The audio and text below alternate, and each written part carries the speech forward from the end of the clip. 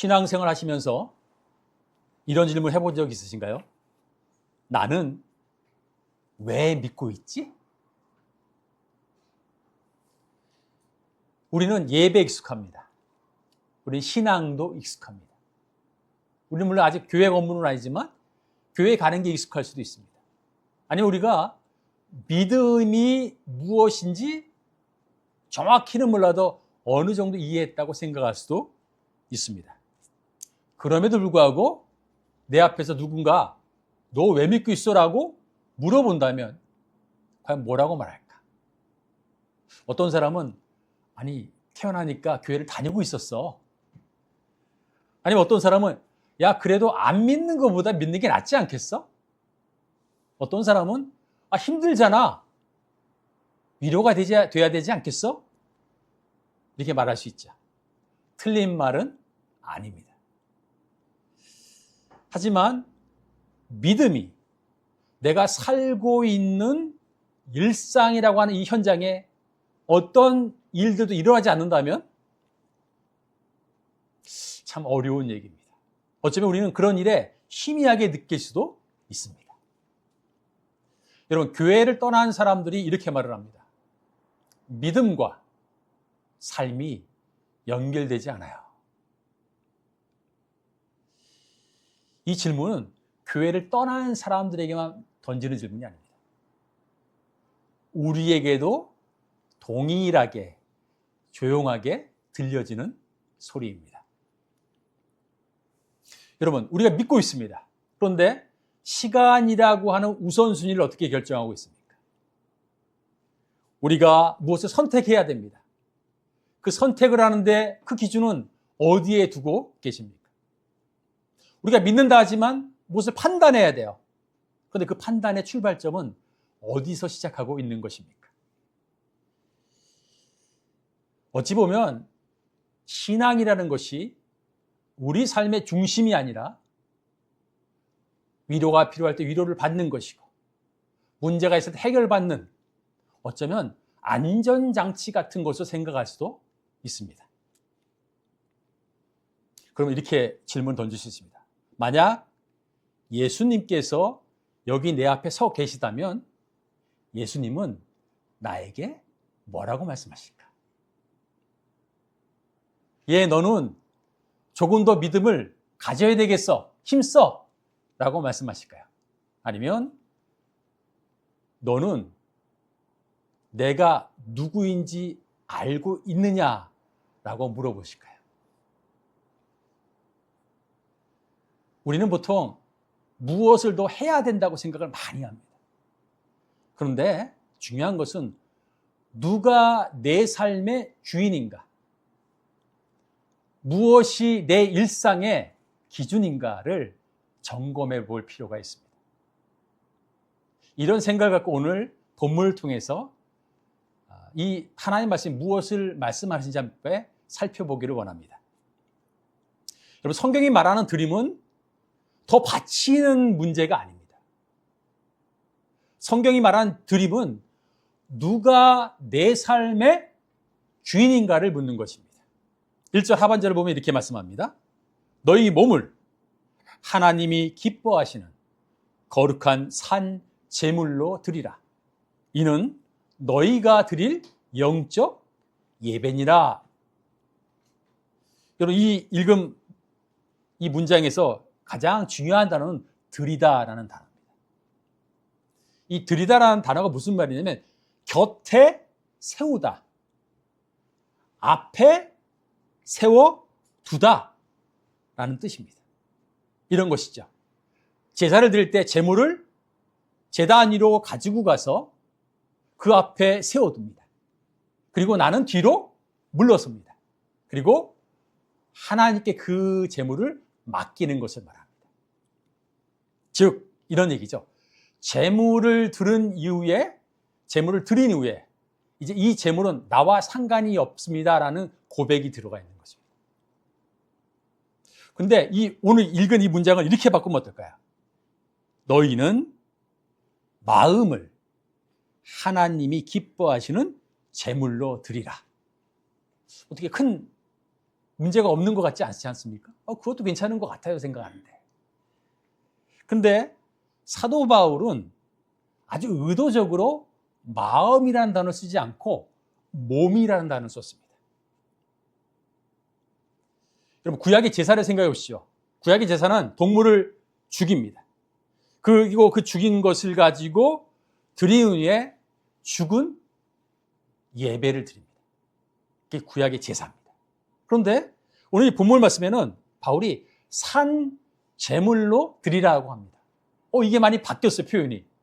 아니, 예전에는 죽어야 제물이 드렸는데 지금은 아니야, 살아있는 제물을 드려야 돼 라고 말하는 것이죠. 이런 얘기겠죠. 한 번의 결단으로 되는 게 아니고 계속해서 드려지는 살아있는 제물이다 라는 의미를 말합니다. 이런 표현이죠. 내가 드리는 제물은 한 번으로 끝나는 것이 아니라 계속해서 드려지는 삶이야 라고 말하는 것입니다. 여러분, 마음이라고 하는 것은 생각과 감정의 중심입니다. 근데 몸이라는 것은 뭐냐면 그 한 사람의 전인적인 모든 것을 의미합니다. 아침에 일어나서 밤에 잘 때까지 일하고 쉬는 것, 말하고 결정하는 것, 우리가 사람을 만나는 모든 것들이 다 이것이 삶의 방식으로서의 몸이라고 하는 것입니다. 그러면 몸을 드린다는 것은 이런 표현이죠. 내가 이렇게 딱 드린 다음에 다시 가져오는 것이 아닙니다. 내 삶을 드린다는 것은 나라고 하는 삶의 방식을 하나님 앞에 내어 놓는 것을 말합니다. 이건 무슨 의미일까요? 내 삶의 주인은 내가 아니라 하나님입니다.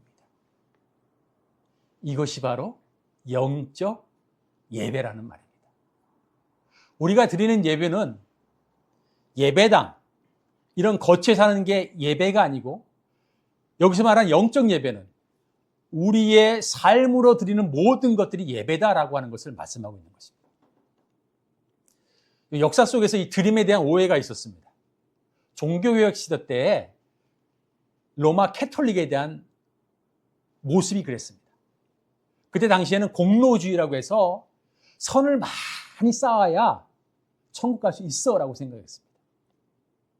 그래서 헌금을 많이 해야 돼? 금식을 해야 돼? 아니, 훈련을 받아야 돼? 이런 것으로 너무 많이 예배를 주장한 것입니다. 또 한편에 더 웃기지 않는 일이 있었습니다. 면죄부라고 있습니다. 이건 어떤 거냐면 사람이 죽으면 연옥이 있습니다. 이 연옥은 뭐냐면 죄를 사함을 받았지만 형벌의 장소에 있으니까 지금 여기 있는 너희들이 면죄부, 돈을 내서 그걸 갚으면 그 죽은 사람이 연옥이라는 단계에서 천국으로 올라갈 수 있어 라고 해서 사람들에게 요청했던 거예요. 그것이 바로 면죄부입니다. 재밌는 건 공로를 해야, 공로 더 옳은 걸 해야 하나님 가까이 갈 수 있어. 아니, 다른 사람을 위해서 그렇게 해야 더 가까이 갈 수 있어, 이렇게 생각했던 거죠. 근데 여러분, 이거 말에 들어보면 무슨 생각이 들죠? 신앙이 은혜가 아니라 거래였구나 라고 생각할 수 있습니다.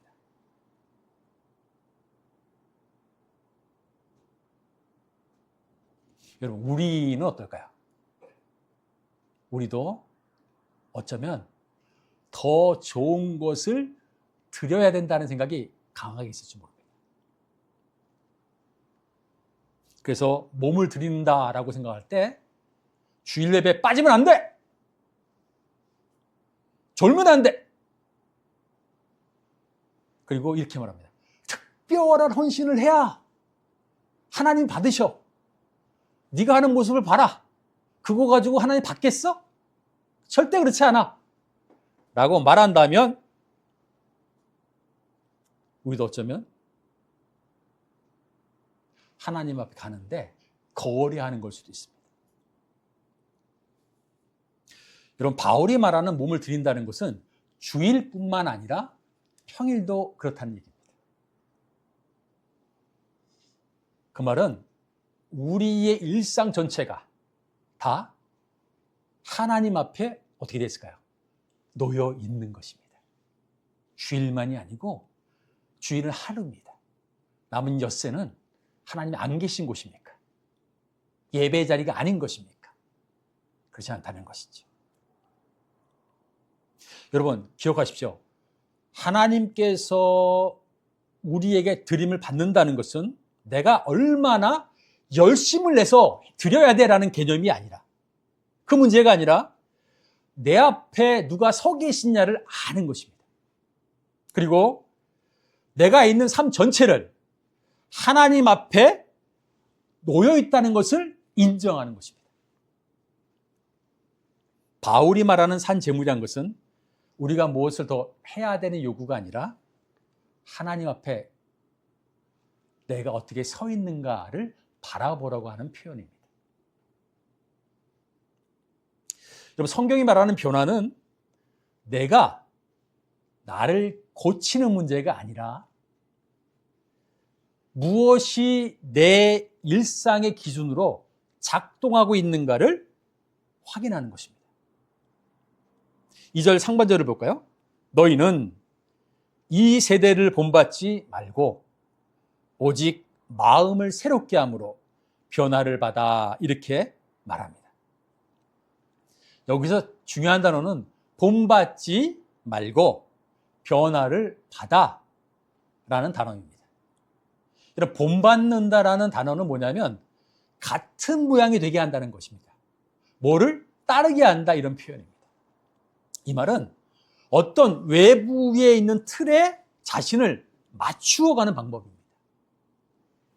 그래서 사람들이 어떤 환경이나 주변의 기대에 적응하며 살아가는 태도의 모습이 그렇습니다. 반면에 변화를 받다라는 단어는 어떤 표현이냐면 변형이 됩니다, 이런 표현이에요. 또 하나는 다른 형상으로 바뀐다라는 표현입니다. 이 말은 그 사람의 본질, 존재의 본질 안에서 일어나는 변화를 말하라는 것입니다. 그러니까 이 본받는다는 단어는 겉모양이 바뀌는 것을 말하는 게 아니고요, 안에서부터 새로워지는 것을 말하는 것입니다. 그러면 이렇게 말했죠. 이 세대를 본받지 말라라는 표현입니다. 이 말은 어떤 말이냐면 자신이 살고 있는 시대, 가정, 사회, 직장, 그곳의 기준과 기대에 맞추지 말라는 표현입니다.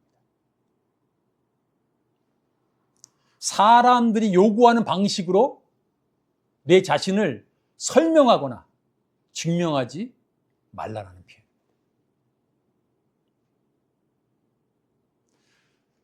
마음을 새롭게 함으로 변화를 받는다라는 것은 자신을 하나님 앞에 두는 이 내 안에 있는 내면의 태도를 변화시키는 것을 말합니다. 근데 여기서 중요한 이 표현의 방식이 있는데요. 본받지 말라라는 데서 본받는다는 표현은 뭐냐면 너희가 해야 된다는 능동적인 표현입니다. 그러니까 본받지 말라는 것은 우리가 거기에 있어서 거리를 두어라 라는 표현이에요. 여러분, 코로나 때 가장 유명했던 일이 뭐죠? 거리두기입니다. 하나는. 야야, 저기 거리를 가까이 오지 마. 처음에는 생각 없이 막 거리 두지 않고 다녔습니다. 그런데 시간이 지나니까 정말 거리를 두지 않으니까 전염이 되는 거예요. 그래서 거리를 1.7m, 2m 이렇게 해서 거리를 뒀죠. 여러분, 본받지 말라는 것이 그런 것입니다. 거리를 두는 것입니다. 반면에 여러분, 변화를 받는다는 것은 무슨 의미인 줄 아십니까? 이거는 수동적인 행동입니다. 그러니까 변화는 내가 애써서 만들 수 있는 것이 아니라는 것입니다. 변화는 내가 만드는 게 아니라 하나님 앞에 내 자신을 두었을 때 일어날 수 있는 반응입니다. 그래서 변화는 성취할 수 있는 게 아닙니다. 변화는 은혜의 작동입니다. 은혜가 있어야 변화하는 것이지 내가 저렇게 할 거야 라고 한다고 해서 변화가 있지 않다는 것입니다. 왜냐고요? 변화는 하는 게 아니라 받는 거기 때문에 그렇습니다. 여러분, 사도 바울이 이 편지를 썼던 로마 교회입니다. 이게 로마서가 로마 교회에 보냈던 편지입니다. 로마 교회는 사도 바울이 개척한 교회가 아닙니다. 이 교회만큼은. 그리고 이 로마 사회에 있는 이 로마 교회가 워낙 다양했습니다. 그런데 귀족이 많았냐? 귀족이 많지 않았었습니다. 도리어 노예, 종, 천민, 아니면 더 어려운 사람들이 많이 모였던 곳이 바로 로마 교회였을 겁니다. 그런데 로마가 아주 강한 사회적 기준이 있었습니다. 로마 사회에서 괜찮은 사람은 어떤 사람이었을까요? 그때 당시에 많은 사람이 떨고 있었던 그 로마 제국에 사는 그 사람 가운데 괜찮은 사람, 어떤 사람이라고 했을까요? 첫째는 질서를 지키는 사람입니다. 로마 시대의 중요한 로마 제국의 질서를 지키지 않으면 사회가 인정하지 않았습니다. 그리고 로마 사회가 기대하고 있는 역할을 하는 사람만이 인정받았습니다. 그리고 신앙이 있어도 조용히 지내야 돼. 문제 일으키면 안 돼. 그냥 조용하게 갈등 일으키지 않는 것이 좋은 사람이야.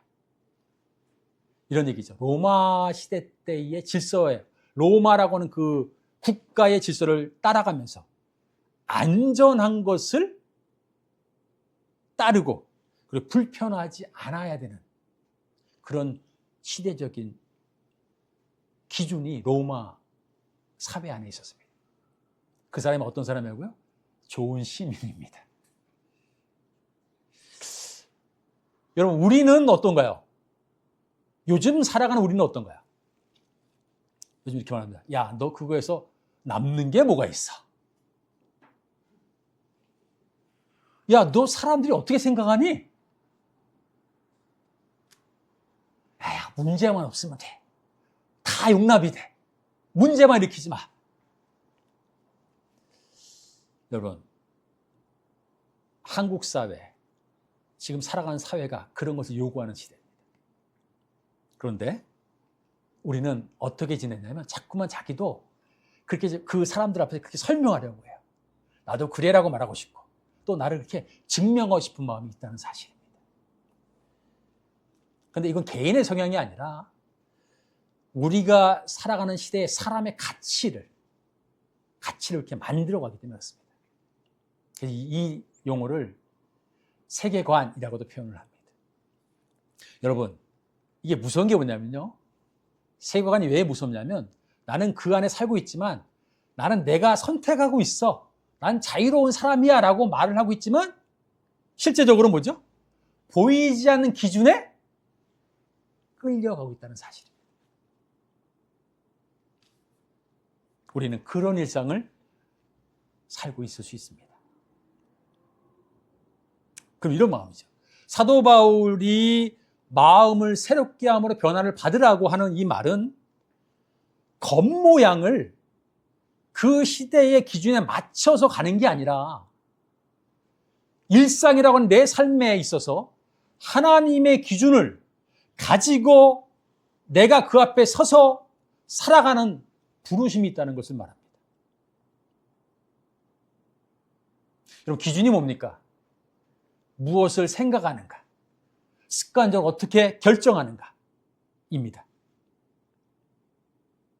성도는 세상의 기준을 따라서 조종하는 사람이 아닙니다. 아, 이 사회가 이렇게 요구해. 맞춰줘야지. 그래, 그게 맞아. 라고 하는 것이 아니라 우리는 하나님의 기준으로 일상을 살아가고 만들어내는 사람입니다. 여러분, 변화는 그 시대의 틀에 나를 맞추는 것이 아니라 하나님이 일으키시는 변화에 내 삶의 틀을 만들어가는 것입니다. 변화는 그렇게 일을 합니다. 여러분, 성경이 말하는 분별은 정답을 찾는 게 아닙니다. 은혜 안에서 그 삶을 살아낼 수 있는 판단, 능력을 만드는 것입니다. 2절 하반절 볼까요? 하나님의 선하시고 기뻐하시고 온전하신 뜻이 무엇인지 분별하도록 하라. 이렇게 말씀합니다. 여기서 분별하다는 말은 시험하다는 것입니다. 검증해서 참된 것인지 알고 받는다라는 표현입니다. 이런 분별하다 하면 무슨 생각 먼저 떠오르세요? 아, 내가 좀 낫지? 내가 또 훌륭하지라는 생각을 먼저 혹시 가지 않으십니까? 그러면 그것은 도덕적인 것을 먼저 가시는 겁니다. 분별하다는 것이. 그러나 그게 분별이 아니라 자신이 처해 있는 삶의 자리에서 하나님의 뜻이 무엇인지 살펴보고 확인해가는 과정입니다. 이게 분별입니다.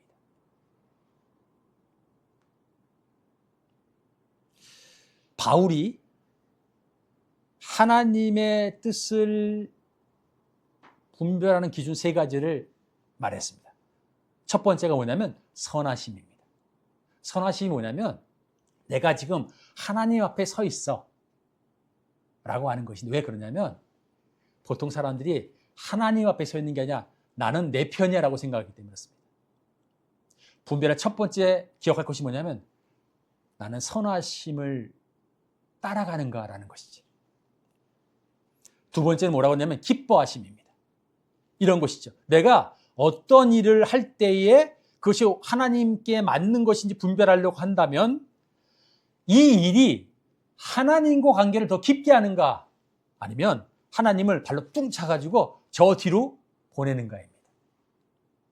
이 선택입니다. 내가 분별할 때 하나님과의 관계가 더 깊어진다면, 하나님 멀리 내보내지 않는 거라면 하나님께서 기뻐하시는 것이 된다라고 말할 수 있습니다. 셋째는 온전하심입니다. 여러분, 어떤 일을 할 때 사람은 어떻게 하냐면 좋아 보이는 것, 편해 보이는 것을 보통 합니다. 그런데 여기서 말하는 분별하라 라는 단어는 어떤 의미겠냐면 내가 그 일을 한 이후에 나는 어떤 사람으로 만들어지고 있는가를 확인하는 것입니다.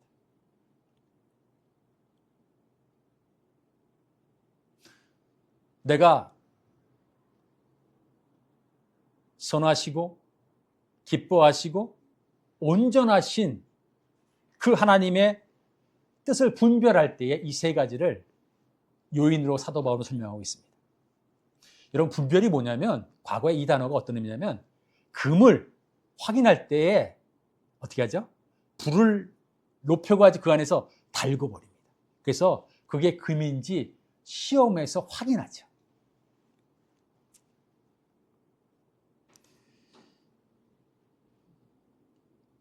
똑같습니다. 하나님 앞에 분별하라는 삶은 어떤 의미냐면 내가 하고 있는 것을 하나님의 기준에 맞게끔 점검하는 것을 말합니다. 그래서 이런 표현이죠. 선하시고 기뻐하시고 온전하신 뜻이 무엇인지 분별하라는 것은 정답이 아니라 내가 하나님의 사람으로서 분별하는 것을 계속 해가는, 만들어가는 과정을 의미하는 것입니다. 여러분, 로마 교회 성도들, 여러분, 로마 사회에서 살아남으려면 어떻게 했을까요? 아마 그 사람들의 일상을 따라갔을 것입니다. 그리고 이렇게 했겠죠. 하나님의 뜻에 대한 것도 들어본 것 같아요. 하나님을 믿고 살아가는 사람도 아는 것 같은데, 그런데 거기까지 가긴 솔직히 어렵고요. 저는 그냥 규칙이나 그냥 어느 정도 기준으로 살아갈 거예요 라고 사도 바울이 쓴 이 로마서를 통해서 받았던 그들이 그렇게 생각할 수 있었을 것입니다. 여러분 만약에 하나님 앞에 뜻을 구하는 분별하는 삶을 살면 여러분 처음에 무엇을 하십니까? 여러분 얼마나 많이 정답을 찾아다니십니까? 이게 맞아? 아니면 죽을 것 같아요. 그런데 사도 바울이 말하는 분별하는 것은 영적 기술, 특별히 무엇을 확 잡아야 되는 영적 기술을 말하는 게 아닙니다. 기도를 많이 해야 답이 나옵니다. 근데 영적 기술입니다. 아니, 성경을 보는데 내가 그 성경을 기도하고 피자마자 첫 번째 보이는 구절이 하나님 말씀하시는 거야. 라는 기술도 아닙니다. 여러분, 그런데 성도는 그런 유혹을 받습니다. 그게 별거 아닌 것 같다 생각할 수도 있고요. 별거이다라고 생각할 수도 있습니다. 근데 거기에 중요한 것은 정말 그 마음을 품고 하는 그 과정에 어떻게 자신이 하나님 앞에 서 있는가를 확인해야 됩니다. 여러분, 기도를 많이 해서 응답받을 수 있습니다. 말씀을 읽어서 응답받을 수 있습니다. 근데 하나 질문하겠습니다. 매번 그렇게 하십니까? 매번 가능한 일입니까? 여러분, 지금 로마서 12장 1절과 2절 이후에 한번 읽어보십시오. 그 내용에 기도를 엄청 해야 되고 말씀만 평생 봐야 된다는 단어가 표현되지 않습니다. 도리어 삶에서 어떻게 할 것인가에 대한 분별력을 주는 내용으로 12절, 2절 이후에 쭉 설명하고 있습니다.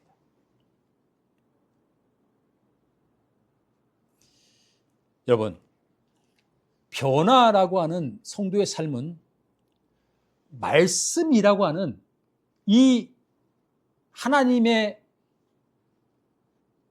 말씀을 통해서 내 삶이 어떻게 되고 있는지 기준을 통해서 분별해야 가는 것입니다. 정답을 찾는 게 아닙니다. 정답 찾는 거는 매번 지금 저희도 감사하겠는데 사실은 그런 일이 많지 않을 수도 있습니다. 일상을 사는데 매번 기도원에 계시겠습니까? 일상을 사는데 하루 종일 직장 안 가고 성경만 보시겠습니까? 그럴 수 없습니다. 일상을 사는 사람은 내가 살아가는 삶 안에서 하나님이 나에게 주신 것을 분별할 수 있는 그 분별할 수 있는 능력을 배워가고 그리고 드러내는 것입니다.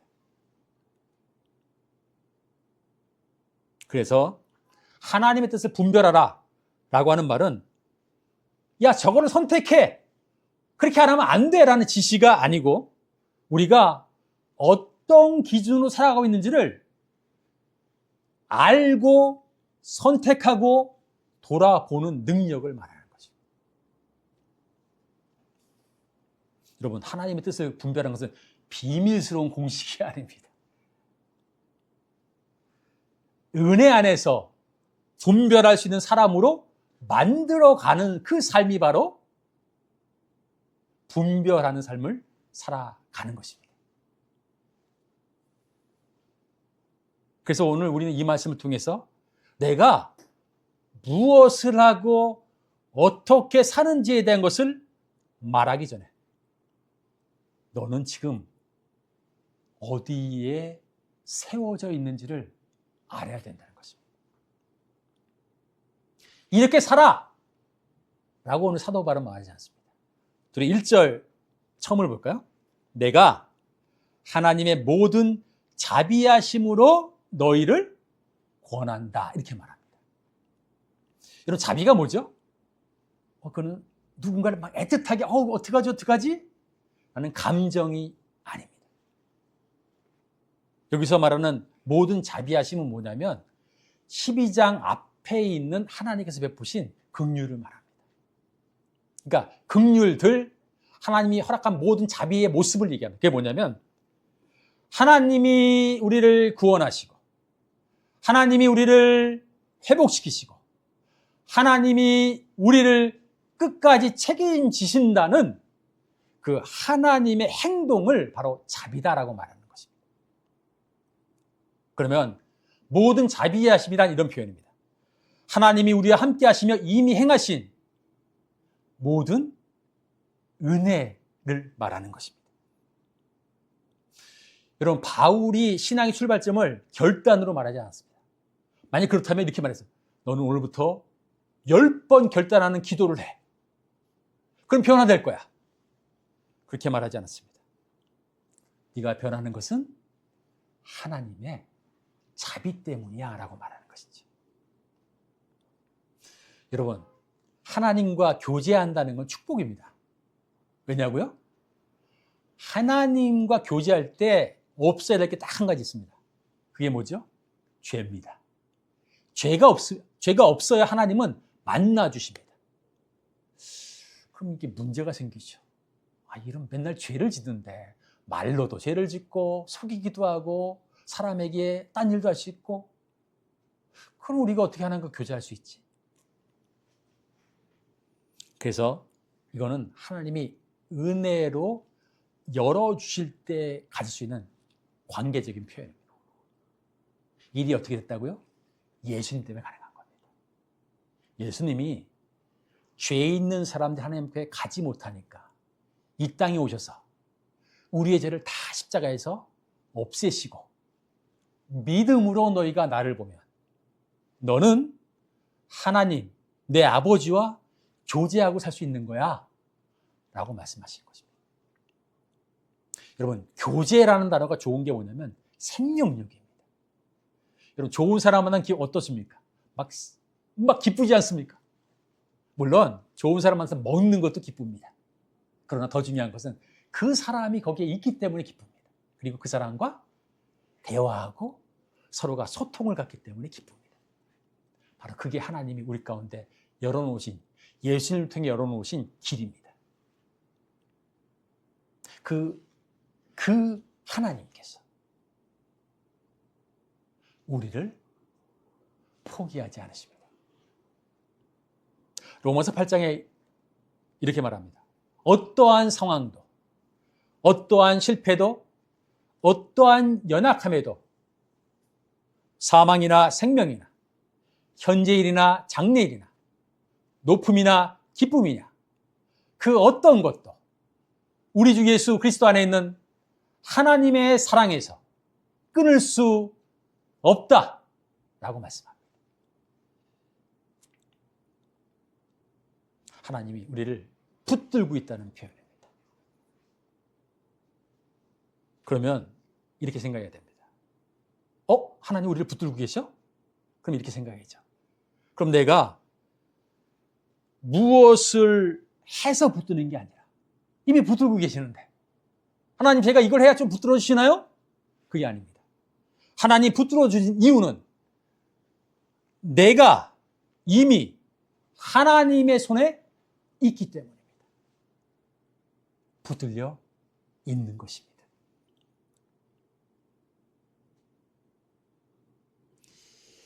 여러분, 우리가 이 예배의 자리에 앉아 있는 이유가 뭡니까?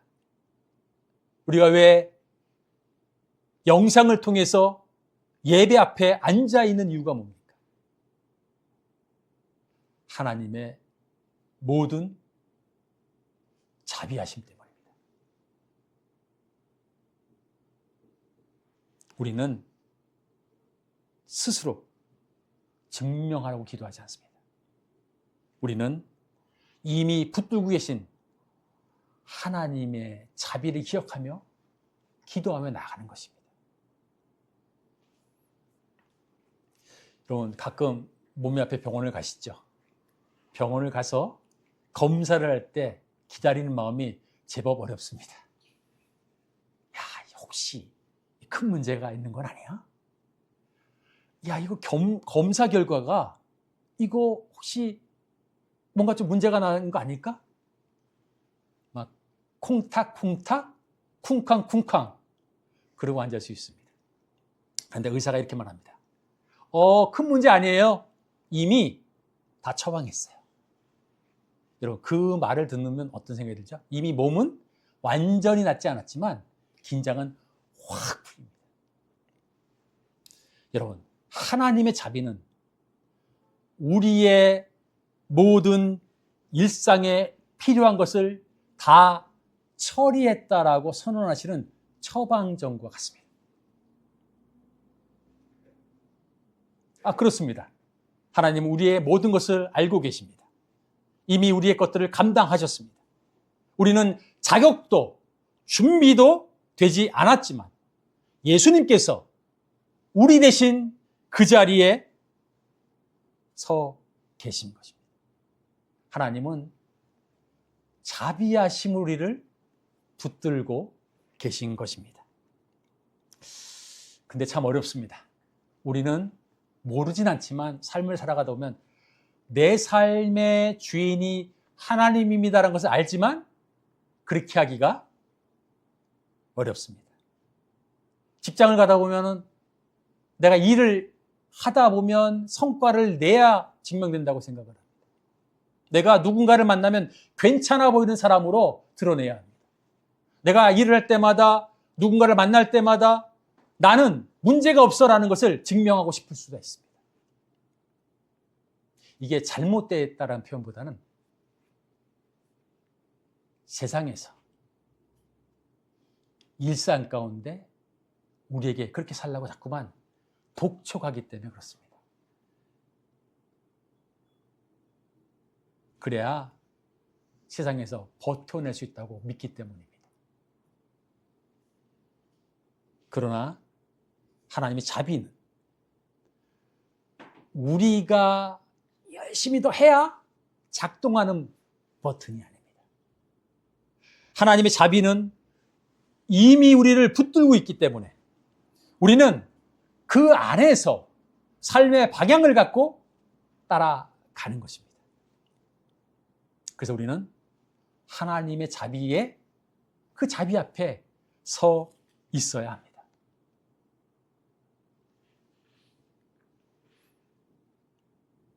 여러분, 우리의 일상 무엇을 더 붙들려고 가는 삶이기보다는 이미 하나님의 자비 앞에 붙들린 삶입니다.